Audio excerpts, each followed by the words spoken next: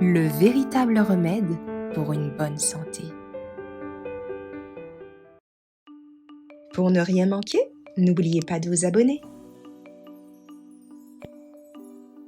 Comment augmenter sa production de lait?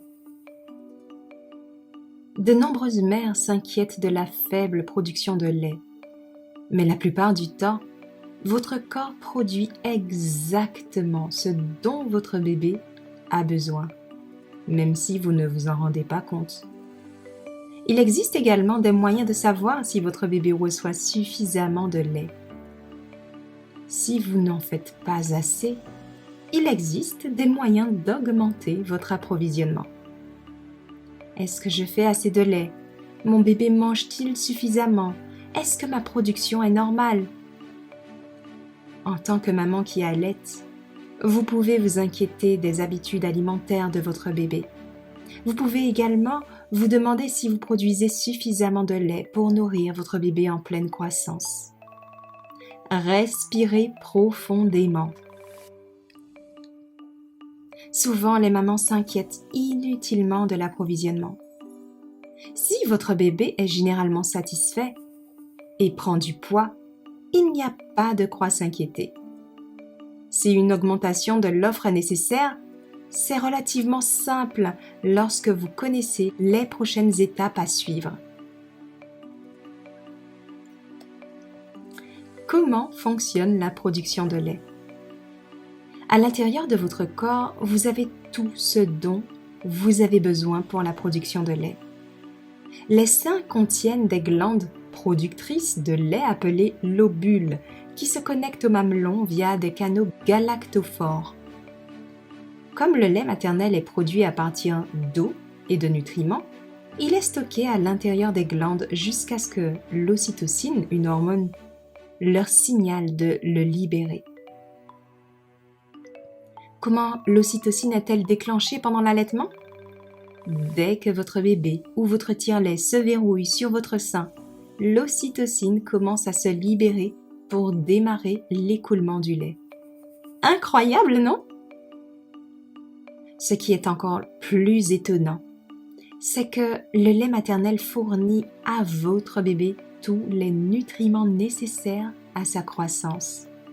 Par exemple, votre lait contient des protéines qui contribuent à la croissance du système immunitaire et du cerveau de votre bébé. Il contient également diverses vitamines et minéraux qui favorisent le bon fonctionnement des organes et la solidité des os.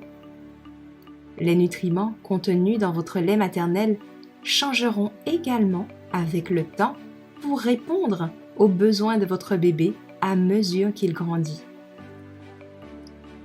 Qu'est-ce qui cause une faible production de lait? Une production de lait complète est une production qui répond aux besoins du bébé sur une base de 24 heures. Maman peut préparer tous les besoins du bébé chaque jour. Remplir un congélateur de lait en plus de nourrir un bébé est parfois possible, mais ne doit pas être considéré comme une production de lait normale ou moyenne.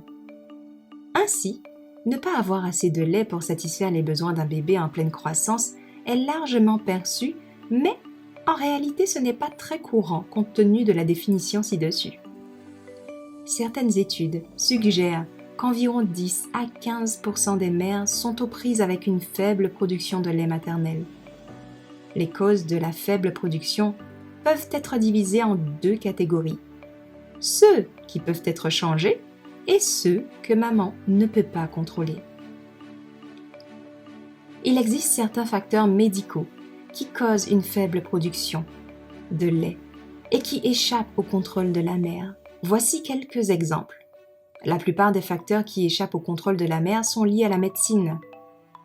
Les naissances prématurées, l'hypothyroïdie, le diabète insulinodépendant, l'hypertension artérielle induite par la grossesse. La majorité des autres causes de baisse de production peuvent être améliorées. Explorons celle-ci. Prise de sein peu profonde. Une prise de sein peu profonde empêche votre bébé de téter correctement. Malheureusement, cela empêche votre bébé de vider votre sein. ce qui peut signaler à votre corps d'arrêter de produire du lait supplémentaire. Le conseil: rencontrez votre consultante en lactation pour améliorer la prise du sein et tirez-le régulièrement jusqu'à ce que la prise soit améliorée pour maintenir la production de lait. Tétée courte. En moyenne, les bébés tètent environ 15 à 25 minutes à chaque séance. Des tétées plus courtes peuvent également empêcher votre jeune bébé de vider complètement le sein. La solution ici est d'allaiter plus longtemps à chaque séance. Faites une pause pour rôter, puis remettez votre bébé au sein ou terminez avec un tire-lait si votre bébé préfère ne pas reprendre le sein. Tétée peu fréquente ou sauter des tétées. Il est courant que des nouveau-nés mangent toutes les 1 à 2 heures. Ne pas nourrir assez fréquemment ou sauter des tétées nocturnes peut entraîner une baisse de la quantité de lait qu'il produit. Il n'y a pas de moyen de contourner celui-ci. Plus vous videz fréquemment, plus vous produisez de lait. Poussée de croissance. Les bébés connaissent souvent des poussées de croissance. Pendant ce temps, ils voudront généralement allaiter davantage, mais ils sont également difficiles et peuvent rapidement se désintéresser du sein. Tout cela peut entraîner des tétées plus courtes, donc moins de vidange des seins. Une solution pendant une poussée de croissance consiste à jeter les horaires par la fenêtre et à suivre les signaux de votre bébé pour augmenter la fréquence des tétées. Même si chaque tétée sera plus courte, vous compenserez le besoin de vider le sein plus fréquemment afin qu'il n'y ait pas de diminution de votre alimentation. Médicaments, alcool et nicotine. Des substances comme l'alcool et la nicotine peuvent affecter les hormones qui contrôlent la production de lait maternel. Malheureusement, cela peut rapidement réduire votre approvisionnement. Certains médicaments tels que la contraception peuvent également avoir le même effet. Évitez-les. Supplémentation avec du lait maternisé. Parfois, une supplémentation est nécessaire, surtout si quelque chose semble pas tout à fait normal concernant la croissance ou la prise de poids de votre bébé. Si votre pédiatre suggère de compléter, assurez-vous de pomper chaque fois que vous offrez un biberon à votre tout petit. Cela préservera votre production de lait jusqu'à ce que vous soyez prête à retourner au sein pour la majorité de vos séances d'allaitement. Comment augmenter votre production de lait et produire plus de lait? Augmentez le temps d'allaitement.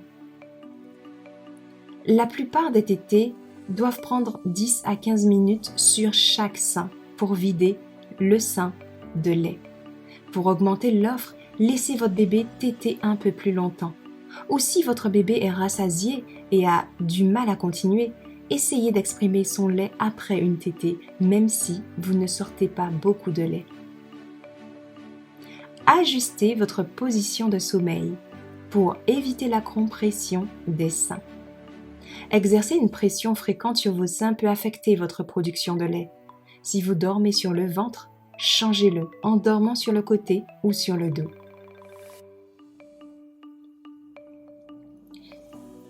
Assurez une bonne prise du sein. La bouche de votre bébé doit s'ouvrir largement autour de votre aréole, pas seulement autour du mamelon. Le loquet doit également être indolore et confortable pour vous. Une bonne prise du sein garantit que votre bébé reçoit suffisamment de lait. Cela garantit également que votre corps continue à produire suffisamment pour nourrir votre bébé. Alimentation à la demande.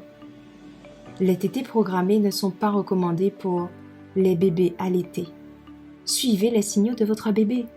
Main à la bouche, enracinement, pleurs, nourrissez-le chaque fois qu'il vous fait savoir qu'il a faim. Cela vous aidera à éviter l'engorgement et à les garder à l'aise, ni trop rassasiés, ni trop affamés, et à leur permettre d'établir leurs propres habitudes alimentaires. L'alimentation à la demande aide votre corps à comprendre les besoins de votre bébé et la quantité de lait à produire tout au long de votre parcours d'allaitement. Changez de sein. Ceci est particulièrement important si votre bébé est un mangeur somnolent. Assurez-vous de passer d'un sein à l'autre pendant les séances afin que chacun reçoive le même temps de tétée. Tirez son lait entre les séances. Le pompage entre les séances peut aider à augmenter rapidement votre production de lait.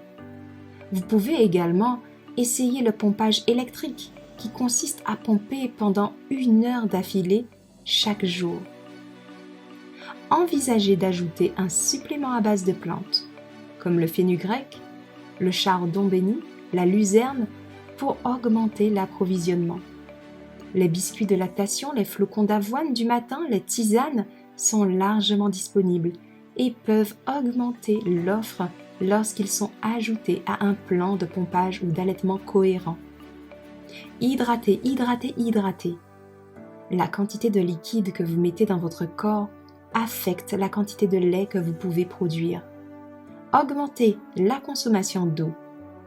Essayez d'emporter une bouteille d'eau avec vous en tout temps afin de pouvoir siroter tout au long de la journée. Combien de temps faut-il pour augmenter la production de lait? Votre corps a besoin de temps pour s'adapter à la nouvelle demande de lait. Il peut donc falloir quelques jours pour avoir une augmentation de la production. Le temps nécessaire varie d'une mère à l'autre. La cohérence est la clé. Si vous avez aimé, n'oubliez pas de liker. Rejoignez-nous sur boomgalaad.com.